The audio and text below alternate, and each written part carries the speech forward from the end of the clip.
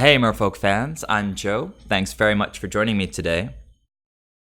Well, it's Friday again, and Jacob Pippert has posted yet another Merfolk Competitive League 5-0. So, huge congratulations to Jacob. We're all super excited about these results you've been able to post with these new Merfolk lists. We can see that the main deck is basically the same, well, totally the same as last Friday's list. Still running the 4 Benthic Biomancers, and still running the 4 Wizard's Retorts in the main. The one change is replacing 2 Hurkyl's Recalls for 2 Spellskites. Now, the main reason for running Hurkyl's Recall was to fight the Hardened Scale Affinity decks. We've always had a hard time against Affinity. Hurkyl's Recall gives us a decent game against them, along with things like Dismember and Echoing Truth. But Spellskite is a little bit less narrow of an option. Now, in the Hardened Scales, than Hurkyl's Recall, I should say. In the Hardened Scales Affinity matchup, Spellskite can, redirect things like Dismember that they bring in from the sideboard, but also can redirect modular triggers.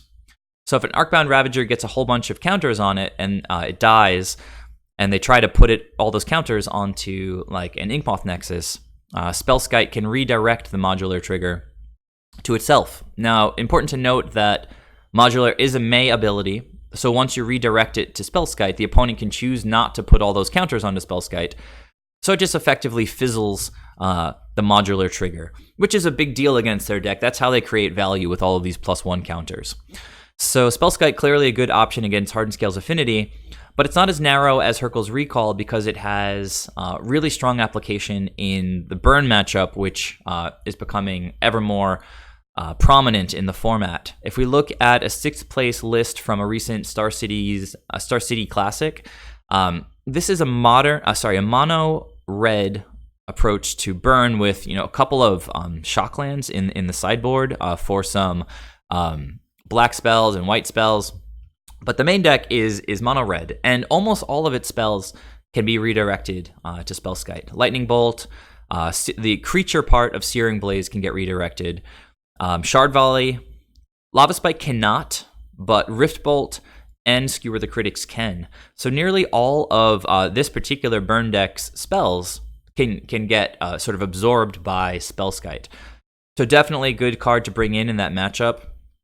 Now, clearly a little weak to artifact removal, like Smash to Smithereens, but we're not going to leave him out because of the risk of Smash to Smithereens. We're still going to bring him in. He has, important to note, synergy with Aether Vial, which we almost always have on 2. So if the opponent goes for like a Searing Blaze on a Lord and you vial in a Spellskite and redirect that 3 damage from the Lord to Spellskite, the Spellskite's going to stay on the table, the Lord's going to stay on the table. That's a pretty big blowout. So, given the state of the format, I can totally see the reasoning behind having a couple Spellskite in the board. Jacob, if you're watching this, please let us know how Spellskite has been feeling for you. How often are you boarding him in? Is he doing a lot of work in your games? How has it felt against Burn? Lots of things that I'm sure all you Merfolk pilots are excited to hear Jacob's feedback about. Please also let us all know what your matchups were for this most recent competitive League 5-0. And let's see, what else here? Well, as I mentioned, the only difference between this week's list and last week's list is that we swapped out these 2 Hurkyl's Recalls for the 2 Spellskites. Of course, between Jacob's 2 5-0s, on Tuesday we had M. Hayashi's list. Much more of an M. Hayashi specific list where he's got tons of instant spells, I guess trying to make the games go longer so that he can then beat the opponent down with manlands if they've managed to deal with all of the Merfolk. So he has 4 Chalice of the Void in the sideboard again, trying to make these games go a lot longer. One interesting thing to note is that M. Hayashi is taking advantage of the synergy between Benthic Biomancer and all of these instant spells, but the counterspell he's chosen is Deprive. Now, this is something that I've started leaning back towards myself, and I can show you guys an example that came up just this morning. I was playing against Blue-Red Phoenix. They were on the play. So turn 1, they went Serum Visions. Turn 1, I went Relic, and I exiled their Serum Visions. So that's what that exiled Serum Visions over here is doing in exile. Turn 2, they played another land, and then went Gutshot, double light up the stage. And they exiled a Monomorphos, Arclight Phoenix, Opt, and Crackling Drake. The next turn, they're only going to be on 3 lands, so the Phoenix and the Crackling Drake are pretty much off the table, but the Monomorphos and the Opt are very much on the table. So my plan, being on the draw, was play an island, pass the turn, hope that they go for the Monomorphos and just counter that so that it leaves Opt stranded in exile from light up the stage, and then they'll never be able to cast it after next turn. And, that's what ended up happening. I played my island, passed the turn, they played Monomorphos, I countered it, and they passed back. So that's a play that could not have happened with Wizard's Retort, because I didn't have a wizard on the battlefield. So Wizard's Retort would have cost 3 mana. So there have been plenty of situations where I've wanted a counterspell on turn 2. If we're on the draw against Tron, even if they don't have Tron online by turn 3, they can very easily just play a 3rd land and cast Oblivion Stone. And if we can counter that, it's going to give us a good shot to stay in the game.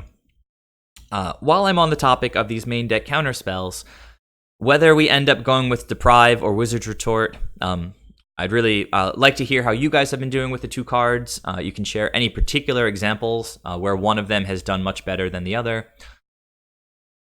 The real power of having these 2 mana hard counters in our main deck comes from the fact that we play Aether Vial. So there are obviously many other, I don't know, but other prominent Aether Vial decks in the format, mainly humans and spirits. People have called Merfolk, a bad version of spirits or a bad version of humans. But with these main deck counterspells, we're a truly unique Aether Vial deck in the format at this point, because if we get Aether Vial down on turn 1, for the rest of the game, we can hold up counterspells to stop opponents from doing anything that would prevent us from winning the game, whether it's a critical burn spell that we need to counter, or something like a Teferi, or even, like a combo spell like Ad Nauseam. If we have Aether Vial, it's going to let us keep getting creatures onto the board, and we can just keep holding up mana to stop the opponent from furthering their own plans. So for me, in my games, when I've had a turn 1 Aether Vial, it's felt nearly unstoppable because of the counterspells. So I think that's where a lot of the power of this strategy comes from. When we don't have Aether Vial, things get a little bit more clunky and we have to fight a lot harder. So then, let's see, circling back to the idea of whether we should be running Deprive or Wizard's Retort in the main, one suggestion that has come up, if we look back at Le Pip's 5-0 here, is he's only got the 4 bends as 1-drops, the same as my lists. Now, Ben is our turn 1 wizard, which would turn on our turn 2 Wizard's Retort. So what do you guys all think about running like 2 more 1-drops, whether it's Mistcaller or Curse Catcher? And, if you guys think that's a good idea, then what is the cut going to be? For me, if I open up, my deck here, I would probably look to cut, the 2 sort of flex cards I have, like put the Echoing Truth and the Vendilion Clique back in the sideboard.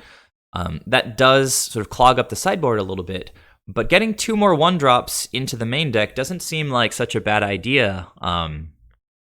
So I guess that's about it for this video. Once again, Jacob, we're all super excited by the results you've been posting, so keep it up, please. And all you guys who are watching, please share your observations on your testing recently down below in the comments section. Please subscribe to the channel if you haven't yet. If you have a moment, check out my Patreon page and tune in for the next video, and I'll see you guys there. Thanks a lot. Bye.